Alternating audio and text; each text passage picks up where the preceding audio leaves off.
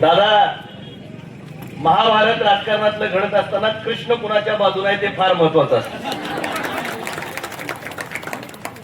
आणि आपण जी लढाई करतोय ती बहुजन समाजाच्या उन्नतीची. आज कृष्णराजांचं आगमन त्या निमित्तानं झालं आणि आधीच इलेक्शनच्या उत्साही वातावरणामध्ये कुंभोजच्या आणखी भर पडली. मी निश्चितपणे या ठिकाणी सांगू इच्छितो की समाजाच्या उद्धारासाठी आणि सामान्य माणसाच्या उत्कर्षासाठी ही लढाई आपण या ठिकाणी उभी केली. आज चौगले वहिनी असतील, मिसाळ वहिनी असतील, या आपल्या नशीब आपल्या गावात या ठिकाणी आजमावत आहेत. मिसाळ वहिनी शिवसेनेच्या चिन्हावर उभे आहे आणि चौगले वहिनी भाजपच्या चिन्हावर उभे आहे. कोल्हापूर जिल्ह्यामध्ये महायुतीचं या ठिकाणी महापौर कालच त्या ठिकाणी आपण बघितला तर विराजमान होतोय.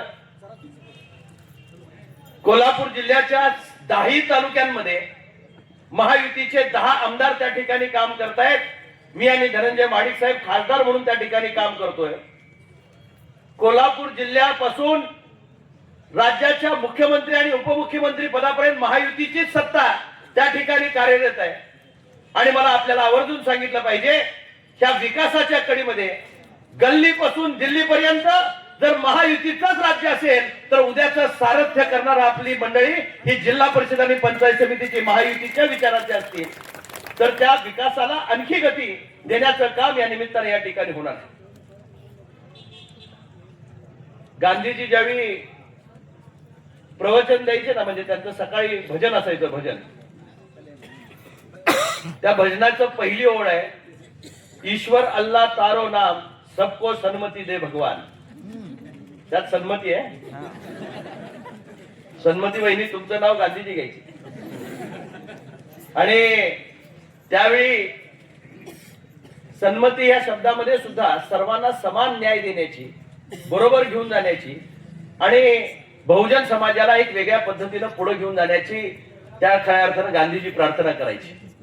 आणि सामान्य माणसामधनं ही लढाई उभा करत असताना आम्ही मिसाळताईंना सुद्धा ही उमेदवारी देत असताना आज आपल्या गावाचे हे दोन्ही उमेदवार, आता बापूंचा मतदारसंघ मला वाटतं पलीकडे आहे, लाटवडे मतदारसंघातनं त्यांना हे करायचं आहे, पण मतदार टाकत असताना इथं कमळाला आणि धनुष्यबाणाला असं 2 मतं तिथे आणि 1 कमळाचं मत लाटवडे पंचायत समिती मतदारसंघामध्ये तिथे, या तिन्ही उमेदवारांच्या साठी मत मागण्यासाठी मी आपला प्रतिनिधी म्हणून या ठिकाणी उपस्थित आहे.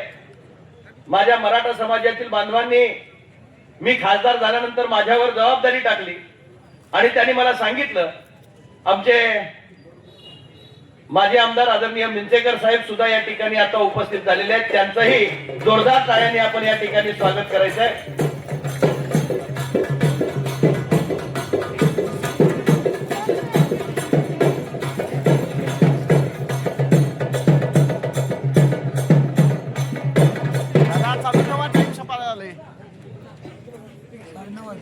शेवटच्या टप्प्यात भाषण चालू दादा. चालू 9:30 वाजले. किती वाजले? 9:30 वाजले. अजून बाकीचे बोलायचे. तुम्ही भाषण चालू ठेवा, काय बघू नका. आता मला विनंती आपल्या सर्वांना करायची आहे की या सगळ्या माध्यमातलं एक उत्कर्षाची पहाट आपल्या कुंभोज मतदारसंघामध्ये उजळावी, याच्यासाठी प्रयत्न करण्यासाठी ही संधी आपण या ठिकाणी निवडू नका. मागं DC पाटील साहेबांच्या रूपानं मी मगाशी सांगत होतो, जिल्हा परिषदेचं अध्यक्षपद या गावाला मिळालं. मला आठवतंय पाटील साहेब त्यावेळी जिल्ह्यात सर्वात जास्त लीडनं या ठिकाणी निवडून आलेले जिल्हा परिषद सदस्य होते. 5,000चं मताधिक्य मला वाटतं पाटील साहेब आपल्याला त्या ठिकाणी होतं. त्याचं कारण असं होतं, कुंभोज तुमच्या पाठीशी भक्कम होत. कुंभोज जिकडं गुलाल तिकडं, ही समीकरण आपण या ठिकाणी समजून घ्या. गावानं या ठिकाणी ठरवलं तर ह्या पंचकृषीमध्ये कुंभोज मोठं गाव आहे. या सगळ्या गावांना बरोबर घेऊन जाऊन त्या गावांचा विकास साधण्यासाठी म्हणून तुम्ही दोन्ही उमेदवारांना, तिन्ही उमेदवारांना या ठिकाणी ताकद त्या ठिकाणी द्यावी. मराठा समाजानं माझ्यावर जबाबदारी टाकली की दादा तुम्ही खासदार झाल्यानंतर आम्हाला या ठिकाणी हॉल आपला या ठिकाणी निर्माण झाला पाहिजे, समाजाचं स्वतःचं एक सभागृह असलं पाहिजे. मला आज अभिमान वाटतो, खासदार झाल्यानंतर आम्ही पहिल्यांदा हॉलचं त्या ठिकाणी काम दिलं आणि माझ्या मराठा बांधवांना त्या ठिकाणी काम करण्याची संधी या ठिकाणी मिळाली. पूर्वी वहिनी साहेब असल्यापासून धनगर समाजाला असेल, इथं हॉस्पिटलच्या कामाला त्या ठिकाणी निधी देण्याच्या पासून कारखान्याच्या मार्फत तुमचाही निधी वेगळ्या पद्धतीने या ठिकाणी आलाय. आम्ही सगळीच मंडळी, खासदार तुमच्या विचाराचा आहे. आपल्या तालुक्याला दिशा देण्यासाठी आपले पालकमंत्री आपल्या विचाराचे आहेत, राज्याच्या मुख्यमंत्री आपल्या विचाराचे आहेत, उपमुख्यमंत्री या ठिकाणी आपल्या विचाराचे आहेत. या सगळ्यांची साथ आपल्या सर्वांना या विकासासाठी त्या ठिकाणी लागणार आहे. आणि दादा, या निमित्तानं कृष्णराज, आम्हाला दादांच्या नंतर कुंभोजला अध्यक्षपद मिळालेलं नाही. वहिनींच्या रूपानं कदाचित आता बीजेपीचा मफलर त्यांच्या घरामध्ये आहे. धाकट्या मोठ्या भावानं जर ठरवलं तर एका सुपुत्राला गावच्या या ठिकाणी संधी मिळाली. मगाशी संजय देसाई साहेब म्हणाले ते खरं आहे, एका पुत्राला मिळाली, आता सुनेला सुद्धा कदाचित ती संधी मिळेल. ही संधी त्या निमित्ताने या ठिकाणी तयार झाली आहे. माझ्या आई कायमपणे त्या ठिकाणी सांगतात, वाढपी आपलं लगीन कोणाचंही असू दे, वाढपे आपला असला पाहिजे. दोन पळ्या लग्नात आपल्याला जास्त त्या ठिकाणी मिळतात. आणि म्हणून आपले वाढपी निवडायचे ते विकासाचे वाढपी निवडायचे. आम्ही स्वयंपाकी आहोत. केंद्राचा निधी, राज्याचा निधी, गाव गाड्यापर्यंत यायचं झालं तर जिल्हा परिषद हे फार मोठं माध्यम आहे.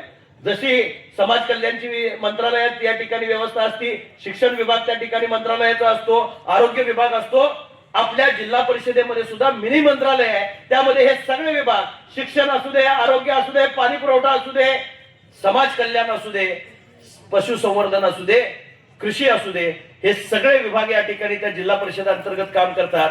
ग्राम विकासाला खरं बळकटी देण्याचं काम यशवंतराव चव्हाणांनी या ठिकाणी ते जे स्वप्न पाहिलं त्यामधनं आज 50% महिला या राजकारणामध्ये आणि समाजकारणामध्ये त्या ठिकाणी काम करतात. एक भगिनी, दोन भगिनी आपल्याकडे त्या ठिकाणी पुढे जात आहेत.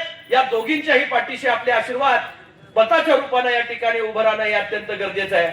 एकीचं एक कमळ, आई लक्ष्मी ज्याच्यावर बसून घरी येते ती, आणि दुसरं प्रभू रामचंद्राच्या खांद्यावर असणारा पवित्र धनुष्यबाण. ही दोन्ही निशाणी ही समाजाला बरोबर घेऊन जाण्यासाठी, लक्ष्मी असलं की सामर्थ्य असतं.